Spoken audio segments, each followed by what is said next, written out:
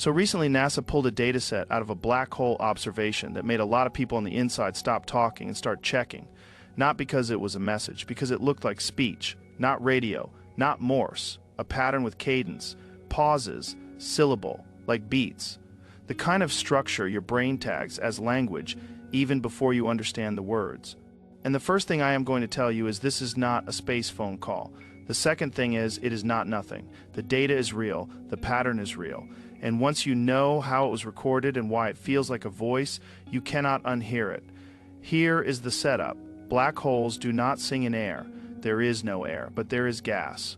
A lot of it. Super hot plasma swirling in and falling toward the hole. When that stuff moves, it makes pressure waves. Call it sound if you want. Just not the kind you and I hear with ears. Instruments pick up light and X-rays from the hot gas. The brightness rises and falls. Those ups and downs carry timing. Timing is rhythm. Rhythm is pattern. Take that timing and shift it into the human hearing range, and you can listen, not music, not words, but a mapped version of what the gas is doing. NASA has done this kind of sonification before. You take the measured frequencies from a region around a supermassive black hole and translate them up by a ridiculous factor, so we can hear the bass. Usually you get a deep drone with harmonics. This new case started like that. Low heavy, then came a series of envelopes that did not look random. Packets of energy spaced in a way that suggested syllable length. Clusters with a beat that ran like speech in a language you do not know, where you can still tell where the sentence breaks are. The weird part was the repeat rate. It was not perfectly steady, like a machine. It drifted the way human speech drifts when a person gets excited, slows down to emphasize, then speeds up to finish a thought. So what exactly did they point at? A feeding black hole with a bright disk and a jet. We are talking about a monster that eats stars for breakfast.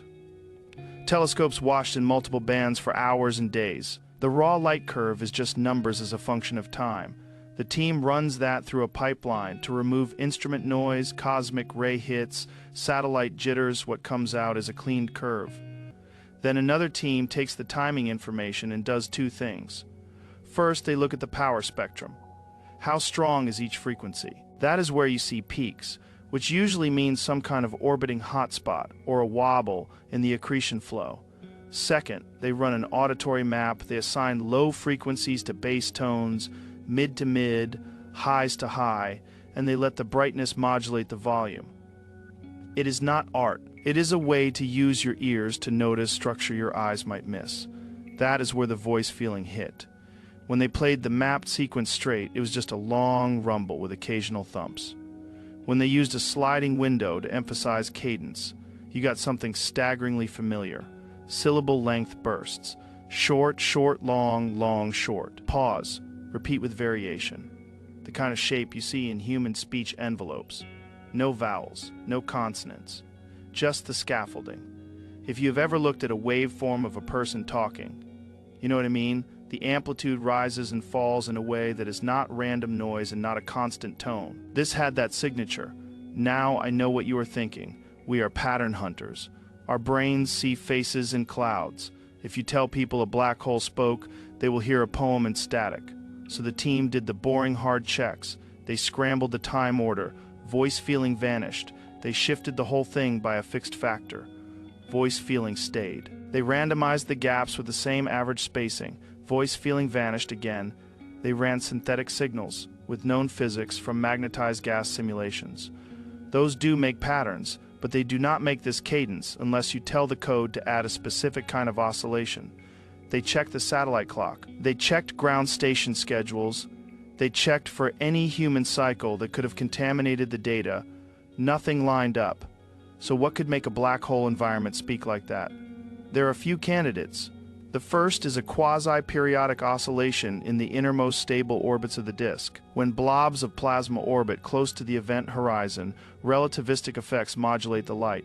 If the flow is not smooth and a few hot clumps keep forming and dissolving, you get beats.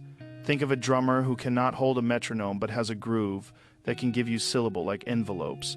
Second candidate is a jet doing the lighthouse thing. Some supermassive black holes launch jets that precess, meaning they wobble like a spinning top that is starting to lean.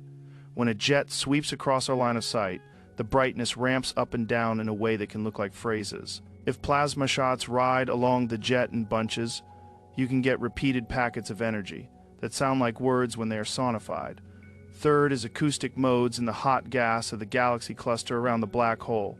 Picture pressure waves pulsing through a vast halo of thin plasma. Those waves can set up resonances like a giant organ. If the black hole feeds in bursts, it can ring those modes.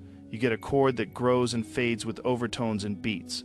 Add a little turbulence, and the envelope starts to sound conversational. There is also a more exotic idea called a magnetoacoustic cycle. Magnetic fields in the disk trap and release energy in cycles. The timing is not perfectly periodic, but it can be sticky, build up, snap, relax, build up again, that can mimic a human pacing a story. Not because anyone is talking, but because nature reuses rhythms. Now here is the part that really bends your head. The team ran basic information theory checks on the amplitude sequence, not the sound, the raw up and down pattern. They measured how much surprise there is from one burst to the next. Pure noise has one kind of surprise curve. A machine with perfect regularity has another. Human language tends to sit in the sweet spot, where there is enough predictability to be learnable and enough novelty to be interesting. This black hole sequence fell closer to that sweet spot than to either extreme. That does not mean life. It does not mean mind. It means the dynamics of the system might be sitting at a place where order and chaos meet, which is exactly where complex patterns like to live. So what did NASA do once they realized how human it felt? First, they tried to break it. You do not announce a cosmic voice without trying to make it go away. They failed to break it in any simple way. Second, they asked other observatories to check. If it is real, you want independent instruments to see the same cadence in the same object. Early cross-checks agreed on the broad features. Third, they ran the sonification with and without the cadence emphasis and played it to people who had no idea what they were hearing. Most said it sounded like speech cadence, even without the story wrapped around it. Again, not words, structure. I am not telling you this to hype a mystery. I am telling you because it is a perfect example of how the universe makes human brains uneasy. We look out there and expect either nothing or a clear hello. What we get is something in between, a natural machine running on gravity and magnetism that accidentally produces a rhythm your nervous system evolved to lock onto. The same way your brain taps along to a train clacking over tracks and starts hearing a beat. The same way you can look at tree rings and feel seasons. Big systems make patterns. Our job is to tell the difference between a pattern that means someone intended it and a pattern that arises because physics loves repeating itself. Let us make it practical. If you wanted to hoax this inside a lab, you would have to inject a timed signal into a telescope stream that survives all the cleaning and shows up across multiple instruments looking at the same target. You would also need that signal to respect the redshift and time dilation in the source region. You would need it to scale correctly when you view the same object at different energies. That is hard. Not impossible. But the smoking gun would be a mismatch across bands. In this case, the cadence scales the way it should. Lower energy photons carry a stretched version of the same beat. Higher energy photons compress it slightly. That is what you expect from processes near a deep gravitational. Well, here is what I think happened. A bright region in the inner disk formed and decayed in a sequence of flares, each flare modulated by a wobble in the flow. Those flares kicked pressure waves into the surrounding gas. The waves coupled to a set of natural modes. The combination of orbital beats, wobble, and ringing made the cadence. You could call that a voice, not a mind. A voice the way thunder has a voice when it rolls across a valley and echoes off cliffs. The valley shapes the echo into syllables your brain wants to follow. Does that make it boring? Not at all. If we can learn to read those cadences, we can probe the geometry of the space-time, right outside the event horizon. We can test how the disk is tilted. We can measure the strength of the magnetic fields that steer the gas. We can figure out whether the jet is locked to the spin of the hole or to the tilt of the disk. Every part of that pattern is a clue. And I will add this because it matters to how stories like this spread. Inside NASA and the community, people are cautious for a reason. They remember times when wishful thinking ran ahead of the data. So when a sonified pattern sounds like a person talking, they do not run to a microphone. They sit down, they write code, they call colleagues who are good at proving things wrong. The fact that this pattern survived that culture of doubt is why you are hearing me talk about it. So where does this go next? Long observations, you want hours that turn into days so you can see if the cadence is a one-off event or a recurring motif. You want to catch the system when it is quiet and when it is feeding hard. You want to point radio, optical, X-ray, and gamma instruments all at once and line up the beats across the spectrum. You want to run high-resolution simulations that include realistic magnetic fields and radiation feedback and see if any of them naturally produce the same envelope statistics. If they do, we have our physics. If they do not, we keep digging. Let me shift to the human reaction, because that is half the fun. You play this for a person and they lean forward. There is a deep instinct in us that wants the universe to be a conversation. We want to believe that if we just listen hard enough, something will speak. And here's this hole in space, turning matter into energy with absurd efficiency, and the light from that violence, when translated into sound, feels like syllables. It scratches that itch. It also scares people, because if the universe can produce fake voices without even trying, what else are we kidding ourselves about? How many of the patterns we call meaningful are just our brains doing what they do? I think the healthy answer is both. The cosmos is full of accidental music, and we may still one day hear a real voice. Today is the former. We should celebrate how crazy it is that gravity can improvise a beat that fools a human ear. I want you to leave with a simple sketch that does not need visuals. A black hole sits at the center of a galaxy. Gas swirls in, heating up, the inner ring wobbles and flashes. Those flashes push waves into the surrounding medium. The waves stack and interfere. If you translate their timing into sound, they come off like someone speaking in a language you do not know. That is all no secret code, no hidden message, a physical system making a pattern your nervous system is tuned to notice. And it is still wild if you are the kind of person who asks what this says about us. Here's my take. We used to point at thunder and call it a god. Now, we pull data off a black hole, and it feels like a voice. The difference is we can check, we can break it apart and rebuild it and argue about models. We can be wrong and then be less wrong.